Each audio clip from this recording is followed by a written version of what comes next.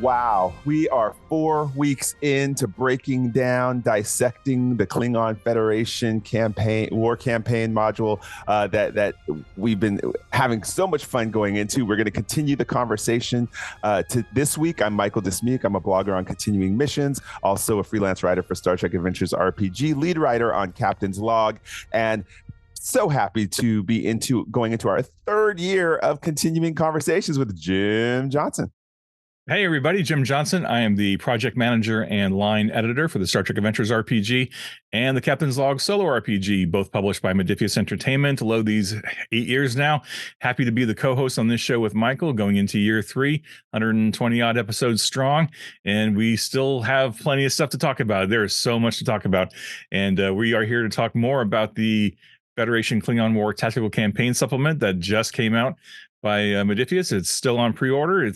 We are getting so close to the release date, but it's upon us. It's very nearly upon us anyway. So I hope you all are excited about the book and all the cool tools that we built into it. And we are here with our wonderful panel of writers and developers and designers and everything else. So without more ado, I'm just going to have them introduce themselves, and then we'll jump into the topic here. So I will kick it over to the lead writer for the Tactical Klingon War campaign, Al Spader.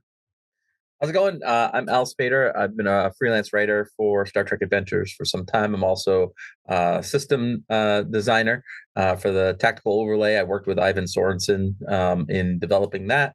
Also, Alison Cybe and myself put together the Sentience 2D20 role-playing game. So lots of 2D20 stuff in my life. And I'm excited that I got the opportunity to be lead writer on this project. Awesome. Thank you, Al. Appreciate it. And over to Michael Duxbury. Hello. Thank you for having me back. I'm Michael Duxbury. I'm a freelance writer on the Star Trek RPG for some other games for Modiphius, including Cohorts Cthulhu, for some other companies like Cubicle 7, the Warhammer RPGs. I also self-publish at Seal of Sabad on Itch and elsewhere. I'm also the organizer of the UK Tabletop Industry Network here in the UK. Super cool. We'll have to talk about that later. All right. And then thank you, Michael. Over to John Kennedy, one of the longtime STA writers who's been with the show from almost the beginning. Not the show, but the book from almost the beginning. So introduce yourself, please. Hi, I'm John Kennedy. I've worked on Star Trek since the beginning, Star Trek Adventures since the beginning. I'm really happy that I get to work on so many aspects of the Trek universe. And I work for Renegade Game Studios, where I've worked on My Little Pony and on a Werewolf, and I've worked on a bunch of other game lines. All right, thank you as always.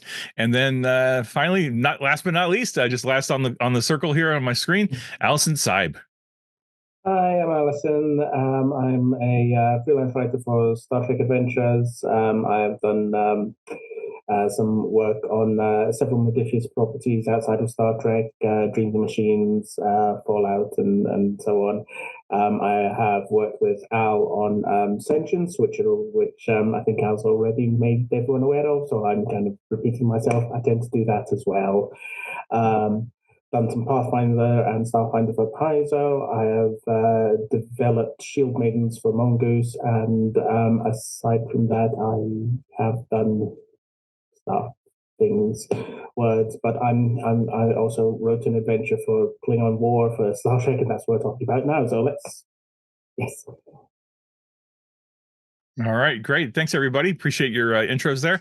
So before I kick it over to Al to start talking in detail about this book, we're just going to kind of set the stage here. We've been talking about a lot of different components of the book. We're now going to talk about the actual campaign part of it, the chapters 4, 5, and 6, all the meaty RP stuff, the full-length adventures, and the mission briefs that are contained in this book. So just with that overview of where we're going, Al, I'll kick it over to you to get us started here. Yeah, absolutely. I'm excited to dig into this. First of all, I want to apologize. Not every writer is here on the panel today. Susan and Tilly Bridges are not here. Andrew Peregrine's not here, and Keith Garrett is not here. So I apologize that they're not on the panel, but we'll try to give a summary of what their work is and what they contributed as well, and hopefully get a hold of them at some other time.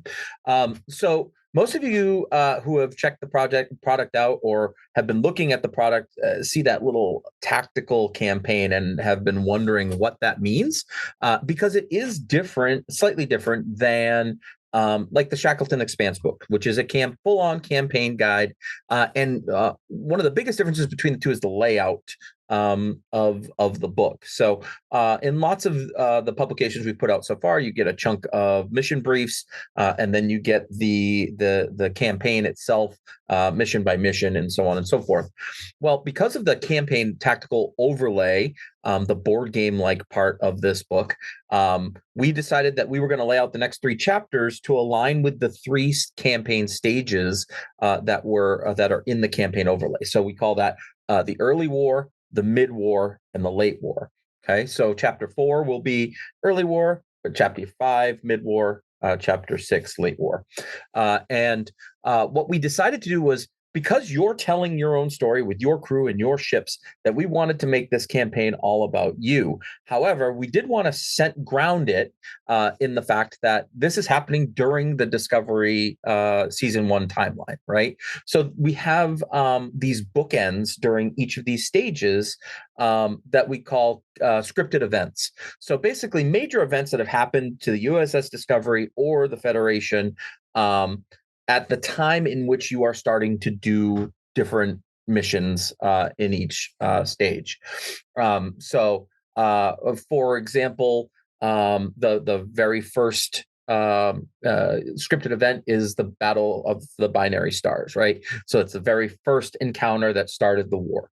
And then the way that the chapter is laid out is you'll have a full-on mission, a bunch of mission briefs, and then another full-on mission. Again, because those mission briefs correlate to turns in the campaign overlay. They can also just be run without using the campaign overlay. Just lots of stuff in each chapter. So I guess let's start off before we start digging into the missions themselves. And I'm going to pass it off to each of our panelists. I'll start with Michael, and then you can each pass off to each other. Which Michael? There's Michael 2 of us. Dismuke. Yeah. Just tell you what went through your heads when this was the direction that we were going, that we were trying to present a campaign that is not what happened to the USS Discovery, but this is a campaign for the characters, a parallel campaign. So Michael Dismuke, why don't you start, and then you can hand it off as you go. A huge challenge. In addition to going back and having to rewatch Discovery to try to figure out what blew up where or who was affected by what event, it was really trying to appreciate all the different ships. Like I thought about, again, Battle of the Binary Stars, all these other ships that showed up. What were they doing? Where were they going? What did they do afterwards? So it was really, I think the first time I watched Discovery, I didn't realize the scope of it. And then this assignment pushed me to zoom out and kind of be like, okay, how badly did this affect the Federation? And like we spoke in an earlier episode, even look at Mbenga and Chapel. That's a whole nother era there. So it was really a challenge that really made it exciting. That I was like, oh man, if I could play a group during this era, this kind of would be sadly, tragically cool, So that was a neat challenge. I'll jump in next. I was really pleased when I saw that this was the direction that was going to be approached for the campaign, that it was going to be tightly focused on what the player characters' crew were doing rather than focusing specifically on the main characters of the TV show. In many ways, the TV show is quite accommodating because just as the war is hotting off, Discovery leaves the universe. And then comes back after a lot of interesting stuff has happened. And within that time period, that's a great place to set a whole RPG campaign in which you can make basically whatever you want happen, so long as what you want to happen is a long, grueling war in which the Federation is slowly pushed back by the Klingons, which doesn't sound like something you'd want, but that's what the campaign is. And I think that it's always more interesting keeping the events focused on what the player characters are going through, even if the events of canon are still stuff that's happening like around them. It means you get to approach the campaign from the perspective of being a part of something so much bigger than yourself, which I think is interesting. I think that produces good roleplay as your characters try to figure out where their agency is and what the impacts of their choices are, even as there are things that are completely beyond their control. Alison, what was going through your head? I'm so good at this. I remember to unmute. Yay! I wanted to explore some of the well, I was given a mission to put together in the late stages of the war. So I wanted to explore how that's going to differ from because the campaign is divided into early stage, middle stage, late stage. How is each stage going to be different from the other? You're wanting to see progression because obviously your players are going to want to see how the war is changing around them just as much as how their actions are impacting on it as well. So that was really something that I wanted to kind of dig my teeth into and get a lot out of. I have to say, reading over the manuscript, it sounds so stylish, but yeah, reading over it, it's come together so nice. It really, really has. John, when you heard that this was what we were doing as far as a campaign goes, I think that you are the historian among us. And I did you write the history part in the Discovery campaign guide? Because I know some of these events that the missions revolve around were originally written about in the Discovery campaign guide way back 2.5 years ago. Yeah, I wrote most of it. Yeah, and I got to work on the brief overlay of the Klingon War in this book too. And when it comes to the missions, I really like the fact that, as was touched on previously, it focuses on the people who are doing stuff behind the scenes. It's like obviously the show focuses on the main actors, so we have the main characters, and it's like, oh, we need to go defend this base, and it's all the bridge crew of the Discovery, and they're involved with defending this base. But it's nice that we're offering a look behind the scenes where it's like, oh, the Klingons are trying to take this colony. Here's how they're trying to do it. It's not just a general shows up and he's firing a disruptor cannon at it. It's so many wheels in motion. It's so many things you have to do to save it. Can you even save all of the colony? And with all the other missions, it's the same way. And I think that players, I think they're going to really appreciate the fact that there's a huge amount of room to explore, where they can also be heroes on the same grand scale as the bridge crew without having to feel like, well, let's retread episode 309, I'll take on the role of this character. It's more like, no, here's your chance to shine. How are you going to save the day? I just Jim, how did you feel when I came to you and said, this is how I think we should lay out these chapters? Like what was running through your head when we kind of were discussing the mission briefs, like how'd you feel about that? So there's times when you need a big book, you need a big description of an event for the people to understand it. But there's also times, especially for those game masters who they like to have the freedom to do what they want. They need seeing the brief. They need to know what's going on, how quickly they can jump in, and then they just need the information to get it going. And so I like the fact that with the way this book's laid out, it was able for there to be both things. It's, hey, I want to know more about the war. How does this work? How can I mine this for details to put into my campaign? But then there's also, I know pretty much about Discovery. I love Discovery. I don't really need people to hold my hand through it, but I do need a little bit of information. So it's really nice that there's just room for both.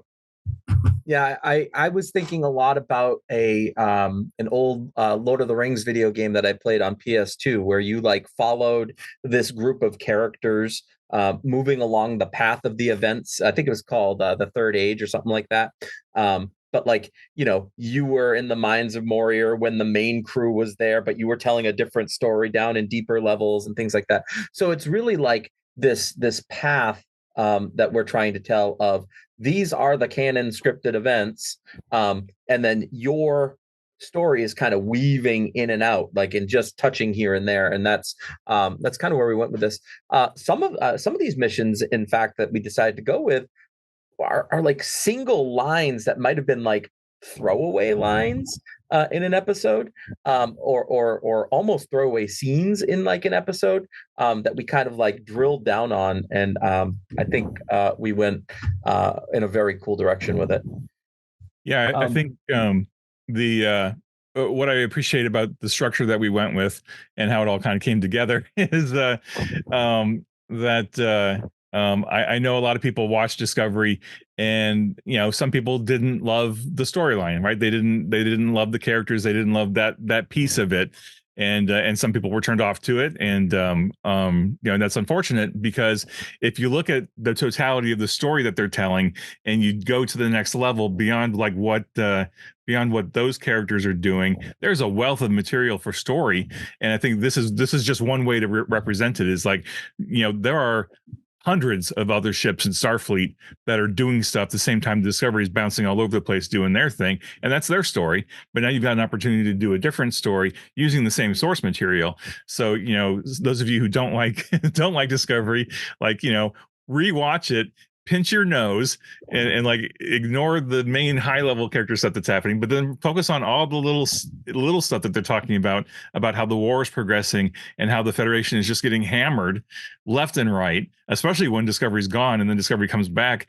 Admiral Cornwell drops all kinds of information about how poorly the war is going for the Federation, and like Michael said earlier in the episode, that's meat for us game masters and role RPGers, is that there is a multi-year campaign, in real time of playing your campaigns with your friends, that you could explore just that chunk of time, right?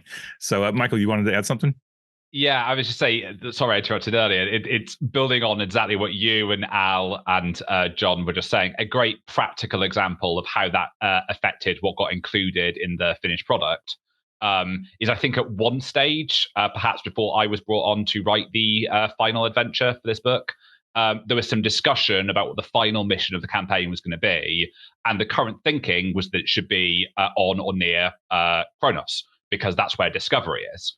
And when I came on, I said, I don't want to set it there because that's where Discovery is. I wanted to take it somewhere completely different so that players could feel like they were the pivotal characters in what happened at the conclusion of that story. So I took it to Earth, and I'm sure we'll talk more about that final adventure when we get later on into the episode. Yeah, and I just want to make sure everybody knows that if the tactical campaign overlay that we discussed the rules for last week isn't your jam, you can still run through these missions and just do the role-playing part, right? So they are laid out in a way, and you can run through as many of the briefs as you want, or as few of the briefs as you want. You don't have to run them all. Do what's best for your table. Know your crew. Know when they're starting to look like they're suffering some burnout, and try something different, like use a different story or use a different brief that they're not used to. Yeah, look at the elements. I've learned, especially with the Shackleton Expanse campaign guide, when that came out, don't focus so much on, well, my characters aren't there. Oh, well, this character couldn't. Oh, this isn't the right year for that. No. Take a look at the puzzle pieces that we put together. And we'll talk about that, especially as I talk about the design of mine without giving too many Easter eggs, how I made it so that you could easily, I'd really went mine with, I wanted to easily be able to port it anywhere in the universe. So make sure people, as we go through this, we talk about that aspect. Excellent. So let's get right into, let's start with Chapter 4. So Chapter 4 starts with the incidents at Corvin 2. And I believe, John, you wrote this mission. So can you let us know what you were thinking when this was the mission that opened up to you? And what were some things, some of the wartime things that you wanted to include as you were telling the story? So it's it comes from like one of the cooler visual moments in Discovery. In the episode that's leading up to it, they're having trouble getting there. They need to activate the spore drive to get to the planet. And, there's that time crunch. We hear it in the background, and we learn that this colony is like the main source of dilithium. It's the largest dilithium source for the Federation. And if it gets knocked out, their war efforts cripple, because Starfleet is still building tons of ships after they lost them all at the Battle of the Binary Stars. And they need this dilithium. And the cool visual element, by the way, is when Discovery arrives and just literally ports down and just shoots all the Klingon ships, which is honestly one of my favorite things from the series. But the thing that I really liked about this mission was the fact that it really it helps show like ground level at the beginning of the war. Like it starts off with the Federation has been losing. The Federation has lost on so many fronts. It hasn't lost Starbase One yet, but this is when the Federation's got like a black eye and a bloody nose and doesn't know if it's going to keep in the fight. And I really wanted to help with this mission with portraying the desperation of the Federation, how Federation citizens are being given phasers and told to go and defend, the trenches. And I also wanted to show how the Klingons are not just like a monster that shows up that just wins. I wanted to show like how they would try to win. And I know Klingons say they love honor, and it's been touched on like later in like all the different series of the show. But I wanted to show how for a race that culture that prizes honor, how they would be sneaky. Because a lot of people tend to think that if you're super honorable, you'll never sneak, you'll never backstab, you'll never cheat. And the truth is, if you look at history, and I'm a history major, samurai were prone to sneaking, the Vikings were prone to sneaking. Being able to trick your opponent was considered like one of the pinnacle things you could do. And so I wanted to include like the Klingon commandos, which if you've watched Deep Space Nine, that's generally what they would, what they're known for. Sorry, I have a very loud Sheltie in the background. But yeah, I wanted to portray not only how the Klingons would assault a target, but how the Federation has to deal with sneaky Klingons. Yeah, I want to talk about the construct of. I read through the whole mission that you wrote, John. Excellent job making it tactical, because I felt just reading through the module tension, because you made it like this ultimate gated challenge where this has to work on this side of the base for this to work here. And I felt like I was running around with the characters on it. So my highlight on this one, even if you're not playing on Corvin, is look at the design build of how to create a very intense linear gated challenge in a tactical scenario. I felt like a squad leader reading it. It was really cool. Yeah, I mean, you pull Klingons out of this and you put Cardassians in place of them. You can very easily adapt this mission to any planet, during the Dominion War and whatnot. So, really, really excellent job there. I feel like and one of the things that it can happen in here is you can be successful on some fronts, but not successful on other fronts. And I love that. And I think you're going to see that that's a common thread on a lot of these missions that you guys did independently of each other. So I'm really excited about that. Will notice at the end of the mission, there has been something called campaign impact that has been added. So if you are using the tactical overlay to play along with the campaign, you can earn assets for that based off the different things that you do. You can also lose assets based on that as well. And you'll see that with every mission brief and every full-on mission in each chapter. They have this campaign impact embedded. So we get into the mission briefs, and I'll just quickly go over how the mission briefs are laid out, and tip my hat to everyone that had a part in them. I know Michael Duxbury, there's a couple in there that I know that you submitted early on that are really, really fun. So there's a suggested era of play, which would be, period of play, which is it early war, mid-war, or late war, can very easily be adapted.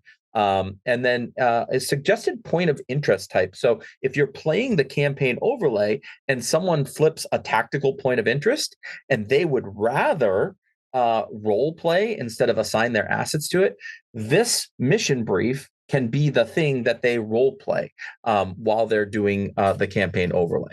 So it's interchangeable there. And you'll notice that each section of the campaign has 2 mission briefs of each point of interest type.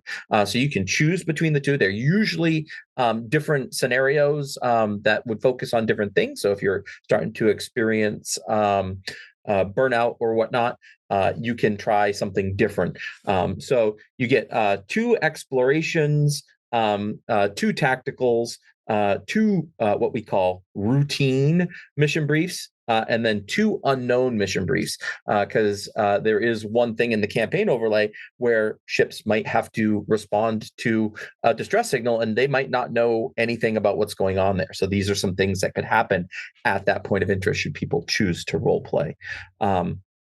So I did a lot of them here in the first chapter. We also Michael Duxbury wrote a couple that are spread out throughout the chapters. This is where I don't know if anybody else on this panel got a chance to write any, but I know Tilly and Susan did, I think, 10 of these briefs for us. So they did a spectacular job really looking at from a character point of view at these. So we end the first campaign stage with the sarcophagus ship being destroyed, and that major blow to the Klingons, and then we move on to the mid-war. Then we move on to the final mission, which was written for early war, which was written by Andrew Peregrine, called Scavenging Pavo. Because it's a war, the Klingon ship was destroyed. That Klingon ship has the ability to cloak. So why wouldn't we send someone to try to steal that cloaking technology during the war? I think that was the concept that Andrew and I had discussed when they put this mission together. So, parts of, the ship have fallen down to the surface of Pavo, and the players get to go down and do some exploration and try to find a cloaking device for their ship, which I thought was a really great idea. Yeah, and once again, a totally adaptable idea to any era, any time frame of scavenging a crashed ship. Yeah. And that wraps up the first stage of the campaign.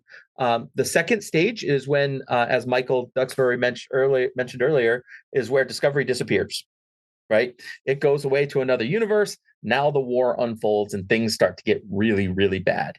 So the first mission there is written again by Keith Garrett, and it's all about one of the things that they mentioned. I forget who said it, but it might have been Admiral Cornwall said that they got to explore the wreckage of the Discovery, right? Because everybody thinks the Discovery was destroyed. They don't know that it transported to the Mirror Universe, or it exchanged positions with the Mirror Universe version. So again, we are going to a space wreckage, and now we're trying to salvage the spore drive, right? That's a very important asset. So why wouldn't we go try to salvage the spore drive? Why wouldn't the Klingons be trying to salvage the spore drive? And that's kind of what that mission's all about. And again, the mission briefs are laid out in the same way as in the first stage. And then we get to the end. The final mission for stage 2 was written by Michael Dismuke, and it has to do with that picture that's floating behind him. So Michael basically said to me, he's like, I need to write this. I need to write these characters. And it's all about the Cancri. So Michael, do you want to go into a little bit of detail on that? Yeah. So one of the things that terrifies me when writing, just so everyone knows, you want to know the scariest thing about writing for Star Trek Adventures is upsetting the canon people. So this, since Discovery, the war is so well documented, it's canon, it's alpha canon. I was like, when I was looking through all the episodes, like, what can I touch on that I'm not going to blow up the universe? And I was fascinated in this scene with the Cancri. They were in Discovery very briefly. It was when Cornwall, right before she got abducted, and these characters were killed, and there's nothing said about them more than just their name. I was like, oh, well, this is it then, because I can now create a module that's adaptable to any era. You could swap out the Cancri if you're in a different part of the galaxy. But one of the coolest things, which I had never done before, and Jim actually let me do, was he let me write an art brief. So I'm not sure if anybody here knows how the art gets made, but someone conceptualizes the art on paper in Microsoft Word. We write it. We go onto the internet. We pull in references. So I'm going to share this on Continuing Missions later. Once the book is out, I'm actually going to put my art concept on there. And it became this beautiful piece of art. Jim, do you have the name of the artist right offhand? I don't know if that's... Keep talking. Give me a second. I'll find it. Okay. Yeah. So I don't know if anyone notices too. I put a little Easter egg in there because the name of the module is called Shape of War. And so what I wanted to do, I said, let's dive into geometry as the world building for this. I'm just going to go purely into geometry, find all these different type of shapes and build encounters and challenges just based off geometry. And so what the main character is holding in her hand there, which my piece of reference, just so you know, was the Red Skull in Captain America, the first Avenger holding up the Tesseract. That was my reference on that. If you look forward, that's an icosahedron. It's a 20-sided dice she's holding there. So I thought that would be a cool, Easter egg to put in the book, Al, in the art brief. And the story again goes into who are the Cancri, how did they react to the Klingons setting them up to be the area for after their characters were assassinated, what was their structure like? What's their culture like?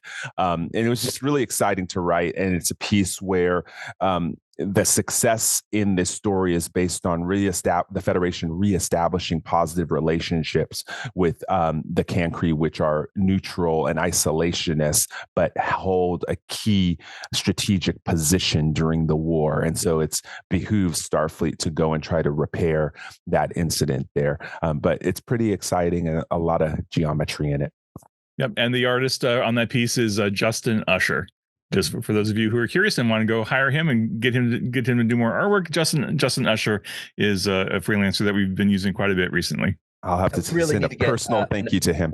We need to get an episode of just several of the artists on board and just like dig through their heads, because I love that, especially all of this new art in this book. They really over delivered. It's pretty awesome. So that's good. Yeah. We should in fact call it from concept to finish or something. We should have an episode where we bring in the art briefs, show them, and then show the final and how they develop through layers, through line art all the way through. That would be a really good idea, Al. Wrote it down, writing it down right now. All right. So that brings us to the late war, which is when the Discovery comes back to our universe, and lots of things have gone very poorly. We see this big graphic of all the space that the Klingons have pushed into, and we learn about some major attacks on star bases all along the border, all along the Federation border. And that's where we get to our first mission of the late war, which is the Siege of Starbase Epsilon 12, written by Alison Cybe. So, Alison, what were you thinking when you came up with this, and what type of things were you trying to do with this mission? Yeah, so this is where we kind of where the mood of the discussion is going to go a bit down. During military conflicts, civilians do get targeted. It happens. It's a thing, and Starfleet and the Federation primarily understand the importance of humanitarian aid, of protecting people who are being subjected to military attacks, we'll say. So that's the main theme I wanted to kind of touch on and bring to the foreground in Siege of Epsilon 12. We have a civilian non-military starbase which is under attack by the Klingons. Your ship, that's the player's ship, is sent to provide aid. It's a mix of military defense and rescue. You are there on a humanitarian mission. I also kind of wanted to kind of sneak in a no-win scenario. You say the words no-win scenario in Star Trek, you immediately think the Kobayashi Maru training situation. If you say to a player, your character is going to be doing the Kobayashi Maru training situation, first thing the player is going to think is, does my character know that it's a no-win situation? Is there a way that my knowledge as a player can influence what my character's knowledge of that is, if they do? Everyone wants to kind of win the no-win scenario. This one, I kind of wanted to make it as difficult as possible because there's 600 civilians on the station, and I think the win condition for the mission was to rescue about 200. It's about the cost of war. It's about the value of life, and that's something I really wanted to emphasize with this one. There are a couple of moments where you are dealing with like rescuing big groups of people, and the human mind has a way of like struggling to recognize large numbers in the terms of like hundreds. If you say like there's been a military assault, 7 people were killed, it's like your mind can understand that. You knock that up to like into the hundreds, and the mind just can't really process that. You kind of struggle to. So it's something that I wanted to provide as a challenge, equally to the characters, but also for the players as well, to kind of to pause and think of the themes that we're discussing here. So yeah, it was a tricky one to write, and hopefully I got the theme across with it. But you know, the other players, you'll be able to see what you think of it as well. Something I thought was so striking about this mission when I was reading it myself is the push your luck element, because obviously you want to stay and save as many people as you can.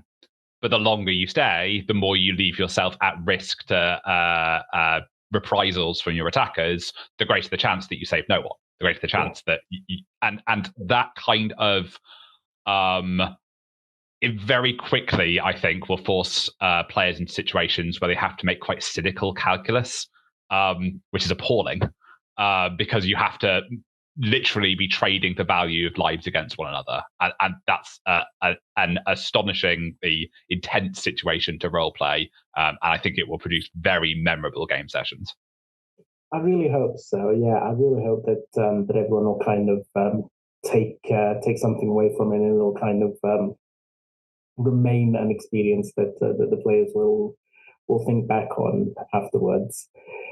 There is a couple of like small kind of submissions that I've kind of worked in as well. There's like where there's one NPC who the players are like called to help, and if I remember right, there's like a couple who've been separated in the mission, you know, during the assault, and the players are like, you know, can you help this one NPC while you're also struggling with everything else that's going on? And that's the challenge of like the humanitarian mission. So yeah, that's the some of the things that I wanted to touch on with it. Hopefully, hopefully the players will find it quite works for them. Yeah, absolutely. And just pointing out again, this again could be the Romulans, right? Like we could make this exact scenario part of the Romulan War. Maybe it's not a civilian starbase, maybe it's an Andorian starbase, maybe like, but we tried to make these all as portable as possible. Sure, we are tying it to events from Discovery, but if you want to run a war of a different type, pull the Klingons out, replace them with someone else, and you've got that scenario. So I really want to emphasize that you're capable of doing that, and we want you to. Like that. That's why we did this. Yeah, I want to add too, if you're playing TOS S&W era, this could also be a flashback to a career event. You could do just like season 2 of S&W showed the flashback with Chapel and Benga. So, you know, so like free the brain, like don't get so stuck in the era and all that. Look at the elements of the campaign, the stories that are being told, and be like, ooh, I can adapt that. And to me, you know, where again, our group, we rotate through GMing. I'm constantly looking for ways to readapt this where it's not recognizable even. And maybe some of the players will be like, wait a second, you know, but overall, we've been able to do that with so many of these different modules. Yeah, and if you're looking to play in the Lost Era or something like that, maybe you didn't get a chance to play this mission with your character, but maybe this could be your Wolf 359 like it was for Cisco, right? So you could use this mission as the thing that is starting you off. Like maybe you're a grizzled vet that was a part of this, or maybe you were on the ship and had to make this awful decision. Like, there's just so much potential. It was very well done. Yeah, not to riff on it, but I mean, if you want to do early next gen, right? This could be, you could drop this right into the Cardassian border war or Cardassian border wars, right? O'Brien had a military combat experience too, and why not have this on the border and the Cardassians attacked an outpost or something, and you just shift it wherever you need it. So yeah, great comments, everyone. And that brings us to there are again your 8 mission briefs here that you can play as many of or as few of as you'd like, and then it brings us to the final mission of the campaign. And I don't want to get into super spoilers, Michael, but if you want to kind of give us your mindset, you already started to a little bit earlier. There are a couple of things that when I read this, I was cheering for when I read through it. So. What was going through your mind, and what sort of stuff should players expect if they were to play this mission? For sure. So the final mission of the campaign is called The Dying of the Light. It's where a lot of the themes of the campaign and of Discovery Season 1 about how much this war will cost the Federation, not just practically, but ethically, really comes to a head, hence the title. Also has a lot of very angry people in it, so I guess it's about rage as well. But the central concept is that this is preparation for the final battle of the Klingon War. The Klingons are coming for Earth this time. Discovery is over somewhere else doing something that you don't know about, so you don't know what the impact of that is going to be. As far as your characters are concerned, this is the final battle to protect Earth. Earth, all things considered, generally gets through most events of the Star Trek canon kind of okay. There are only a handful of times in which Earth itself is put on the front line of the conflict. Although I seem to find them quite a lot myself. The final mission of Starfleet Academy, I also attacked Earth. So I guess I just have a grudge against Earth or something. But the concept of this campaign is it's a big battle. Events occur, which you'll probably be familiar with from watching Discovery Season 1 and how that war ends. And then it is about the immediate aftermath of that decision. And it is designed in such a way to, again, reflect the themes of Discovery Season 1. In this case, a very, very pivotal choice that is made early in Discovery Season 1 and give players a chance to make that decision for themselves. I touched on this a bit in a previous episode. One of the challenges for this final mission was the matter of stakes, because this is set within the established continuity. The way in which the war begins and then the middle of the war and the way the war ends is defined by that canon. So players aren't making the choice of players aren't playing to win the war. There's no risk of the players losing the war. It's about what the war is going to cost them. And so I designed the adventure to be specifically about all the things that they had accrued over the course of the campaign that were personal to them and how that was going to be at stake in the finale. So all of the assets that you accrue during the overarching campaign, all of the campaign momentum and progression points and everything else, I wanted to bring as much of that as I physically could into the final scenario so that you were rewarded for your successes and felt the cost of your failures. I wanted to give people a chance to make in this one moment everything happening at the strategic level and everything happening at the roleplay level as integrated as I possibly could, to give the opportunity for that ship that's been tearing it up in the strategic session to suddenly come in and rescue you and have their big damn hero moment, or for you to risk it being destroyed so that your characters, the main characters of your series, can continue. So that was really pivotal for me, making sure that the consequences of the campaign, the whole, are arrived at in this finale. And on that note, I was also bringing in as much as I could from the previous mission briefs and previous adventures that all led up to this moment. John was talking earlier about Klingon commandos attacking Korvan 2. The Klingon commandos from Korvan 2 show up in this scenario unless you killed them in that scenario. And if they are alive and you beat them in Corvan 2, they're really angry. Commander Lasan, who is the commander of Starbase Epsilon 12, the adventure that Alison wrote and was talking about earlier, Commander Lasan shows up in the final mission if you saved her. So it's a chance for you to feel as though, again, heading off the perception that you don't have agency, that your choices don't matter, that you're in some way secondary to what the main cast of Discovery are doing.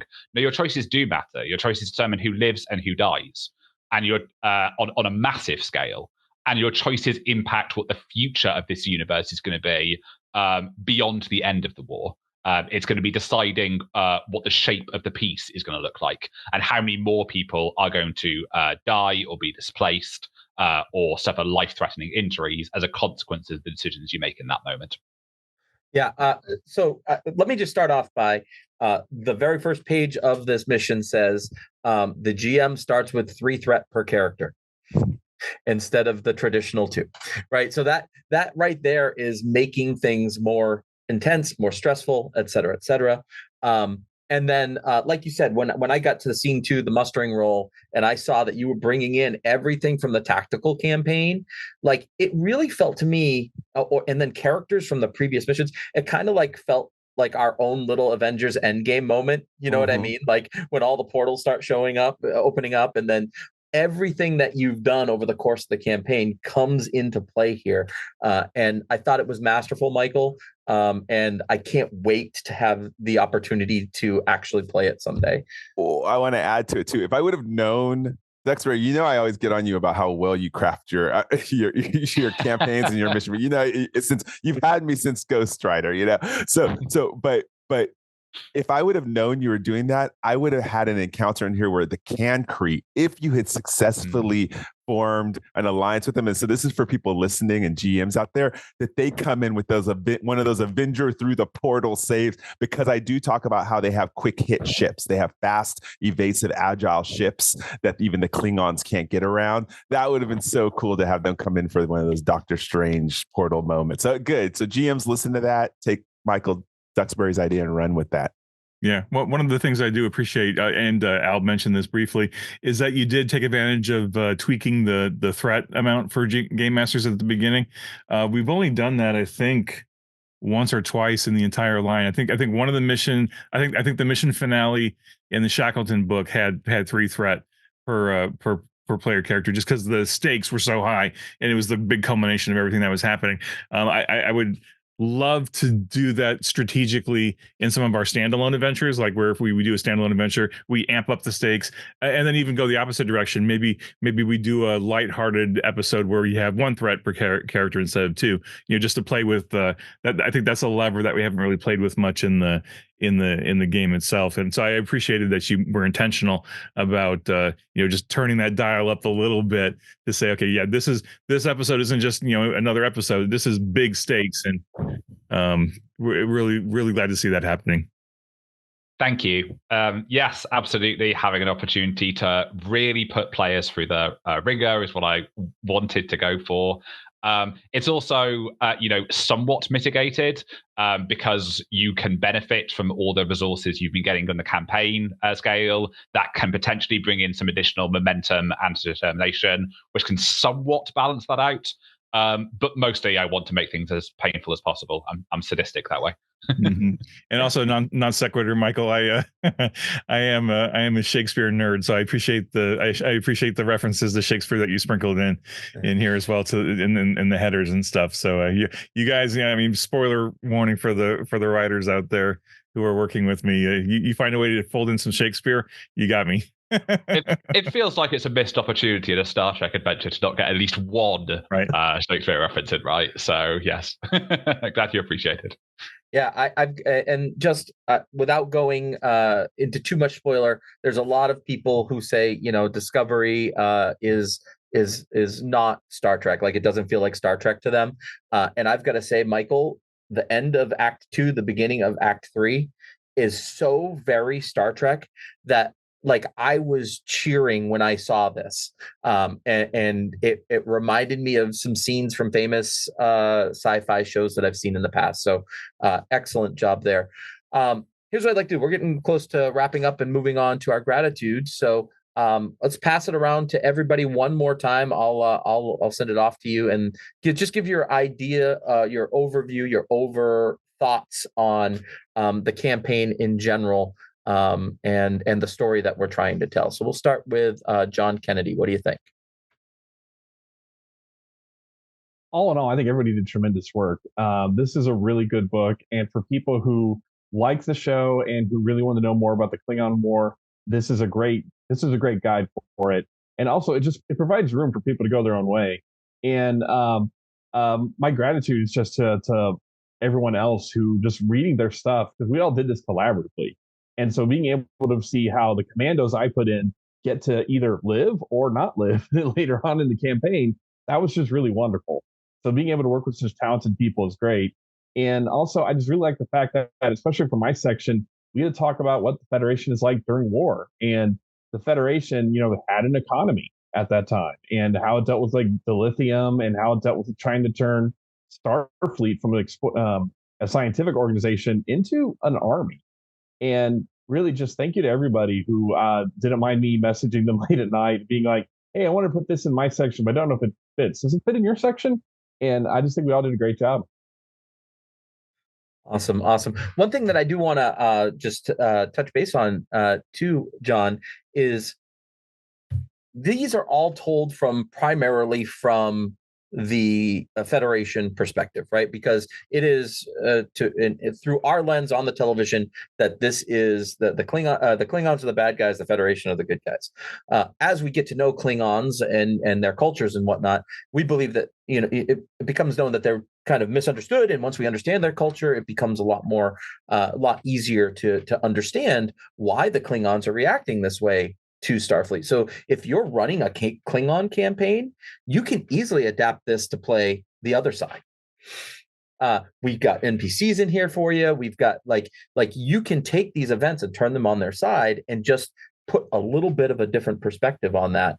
And I think that would be a really cool thing to try.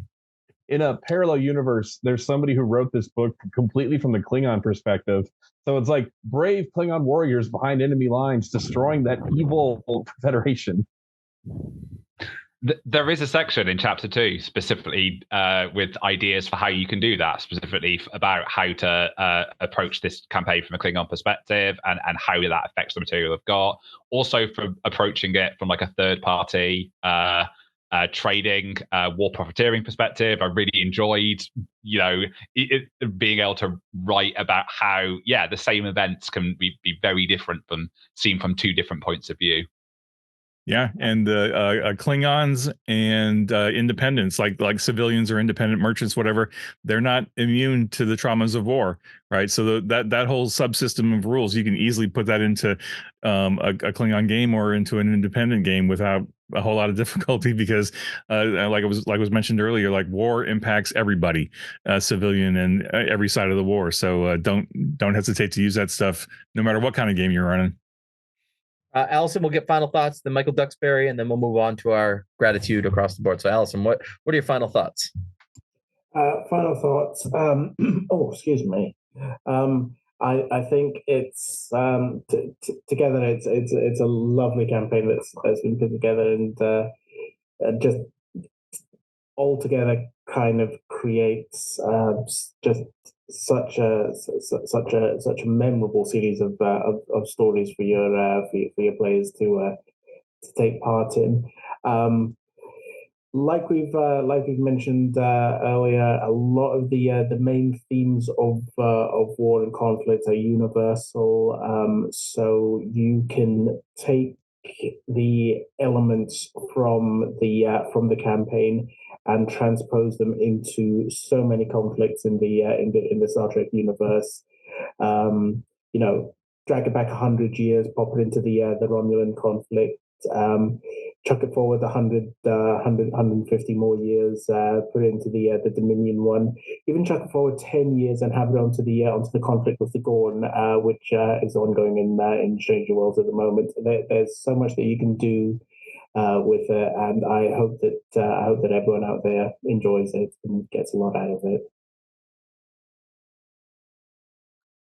Michael Duxbury? So I just wanted to say that a lot of what I've been talking about is at a very macro, high-level conflicts, talking about how these big set-piece adventures relate to the overarching campaign, which is obviously easy for me to do because I wrote the conclusion of all of that. But as Al has touched on, there's so many mission briefs in this book, which touch on smaller stories that aren't necessarily as pivotal in the war, but I think are still going to be absolutely brilliant standalone sessions, even or side stories in your ongoing campaign. As Al said, I did get to write a few of them, which meant I got to write about themes like refugee displacements, to touch on the kind of like subterfuge intelligence side of things a bit as well.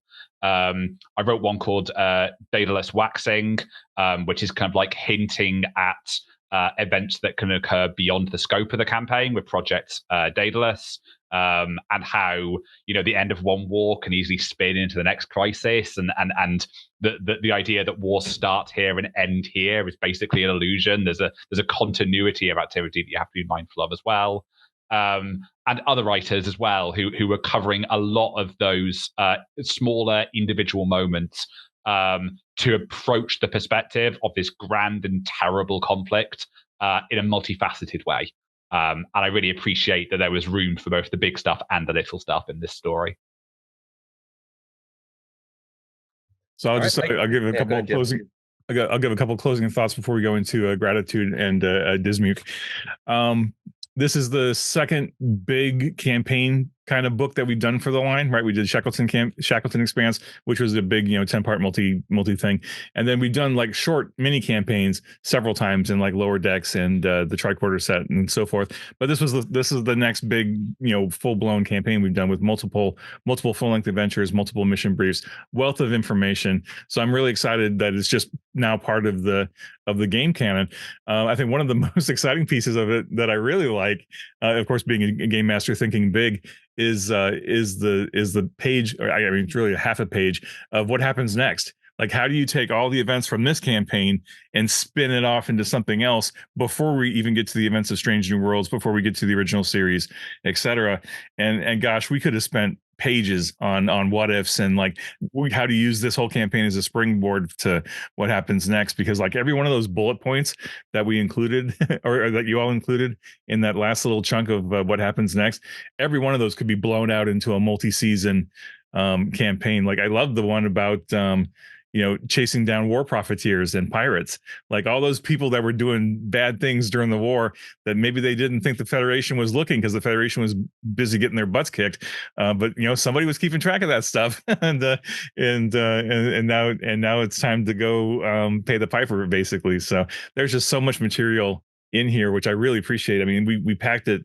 This is what, a 232 page book, and we packed this thing full of stuff. So I am just grateful to all of you for all the hard work you did on this. So I guess that's my closing words is just remember that this thing is portable to any time frame, any era of play, any bad guys, any adversaries that you want to include. Just swap out the Klingons, drop something else in. You don't have to be tied to the continuity that we've seen on screen. You can move this around if you want. But if you love Discovery, then this fits right in there, and you can tell a parallel story to what was happening to the Discovery. So, Michael, any last words before we jump into Dismuke? I'm sorry. Before we jump into gratitude. Yeah, my final words is my gratitude, kind of. Again, thank you to all these amazing writers, to Al, to Jim, to Alison for the concept design, overall concept design on this. I know for myself, I've been wanting to do something really huge in my personal RPG with my personal RPG group, but I didn't really have the structure nor template to make sure it's manageable and understandable at the many levels and depths that a big conflict can be. And this is now my template for that. So thank you all for making my life as GM so much easier. I'll be using a lot of this over the next 2 years. So let's do gratitude going around. Let's do Duxbury, Alison, John, Al, Jim. All right, I'll remind you if you forget. So that's me first, I think. I'd like to thank the other writers who are putting together missions for staying in touch with me as I was working on my own. I mentioned that I was able to bring back characters from other adventures to be in my final mission. I was able to bring in mechanics from the overlaying campaign into that final mission as well. We were all writing at the same time, or in some cases there was a bit of staggering. So I'm sure it can't have been very convenient to be constantly being pestered by me to say, I need to know how this works. And you were like, well, I don't know how this works yet because I haven't finished writing. But, we muddled through and we made it work, which was really nice.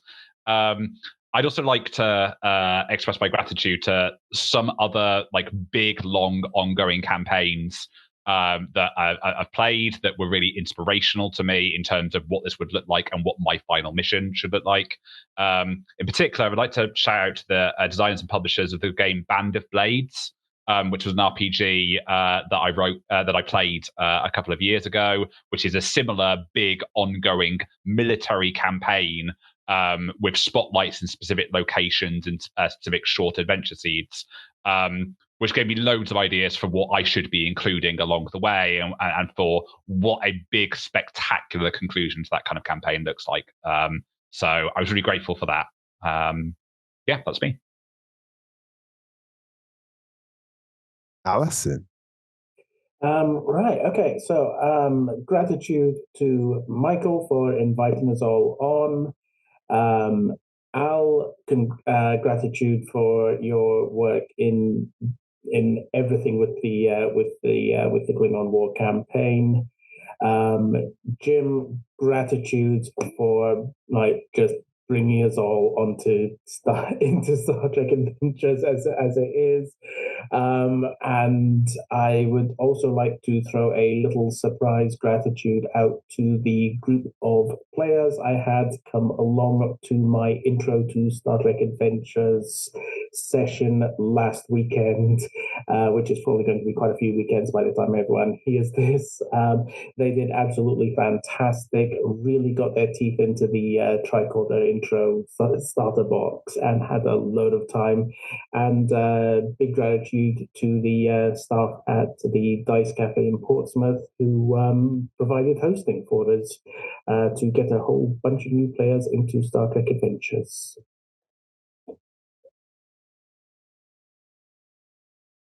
All right, I think that's my turn. Again, just a lot of gratefulness to the team, and just being able to just feed off of everybody's energy, and especially to Michael Dismuke. We were at Gen Con together this past year, and seeing his enthusiasm, especially when everybody that came through, it was like every person who came through the booth was like, he greeted him with the same energy for the first person, the same energy for the last person. Thanks, man. And that really shows just how passionate this whole team is. And being able to work on this has always, it's a delight because I get to tell people I get to look at, economics for the Federation and how a Klingon team could disrupt it. And the average person probably won't care about that, but being able to work with so many colleagues on an equal footing and have them be like, yeah, that's cool. Have you considered this? Or you're going a little too deep into the pedantic part of this. We got to get Klingons. We got to get Federation. We got to get them to go to war. And it's I just love working with everyone. And big shout out to Jim, who really helps with just, with giving me pointers on where he'd like to see things go. And also to Al. I mean, Al, we've chatted a few times. We've always been so great. And I really like seeing your mind at work on this, where this book, just the way it's laid out, you can jump ahead, you can play through it just straight through. It's got the room for you to do what you want with it. And I think it's a great asset for any Game Master's toolbox. I appreciate that. John. And overall, I just appreciate all the work that all the writers have done on this. I think there were 10 or 11 of us total that all put an effort into this. And, that can be a little bit daunting from someone who, is the lead writer. But you guys made it also easy, like it's not like I had to chase after anyone to get their work done. It's like we were we were emailing back and forth all the time. And so I appreciate all of the writers that took a part of this, even those who couldn't be here: Susan, Tilly, Keith, Andrew, Aaron. We'll hope get you on at some point in time. And I think we'd be remiss in not giving gratitude to anyone here in current day who is serving in the military or who has served in the military for any country anywhere on the planet, because we all understand. We might not understand what those horrors are, but we know that they impact you in many different ways. And I'm hoping that as we start moving forward as a world culture, that we can see less and less need for having the militaries there. But as for now, I appreciate you either volunteering or going to the front lines, et cetera, because it's not an easy job, and sometimes you're displacing a family and things like that. So thank you so much for all that you have done for your country, for this planet. Yeah, that's me. All right. Well, I'm grateful to all of you, of course, for putting this together, and Al for leading the charge, so to speak, bringing in all the pieces. And gosh, it just came together so nicely. So thanks to all of you, all the writers who couldn't be here on the show. Thanks to Chris Webb for laying out the book, for Ariel or Aya for the art direction, the fantastic art direction on all the art that's in this thing.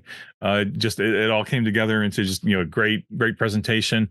I just love the fact that it's another gigantic toolkit to drop into the world. I mean, heck, we could pull the plug on the game tomorrow, right? Now, not that we will, we're not going to, but I mean, we could pull the plug on the game tomorrow, and there's enough wealth of material in this book and the rest of the line combined.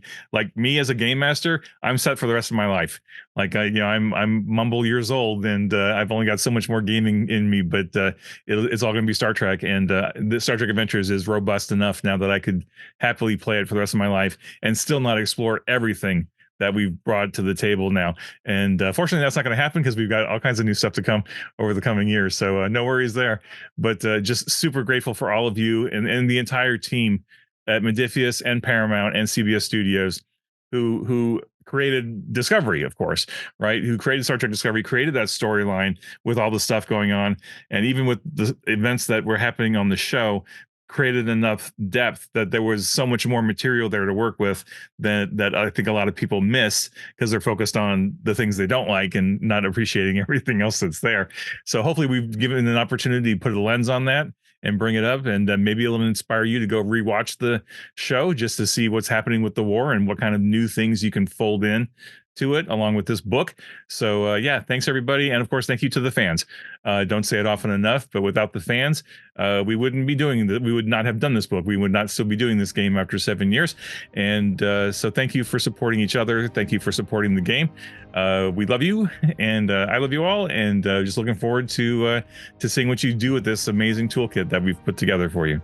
That's right. You're always welcome to tell your short stories. Share your post-play reports on Continuing Mission, which is the fan site for all of us super fans out there. So until next time, the conversation continues. Thank you, everyone, for being on today. IDIC. Live long and prosper. Be safe. Be well. We'll talk to you again next time.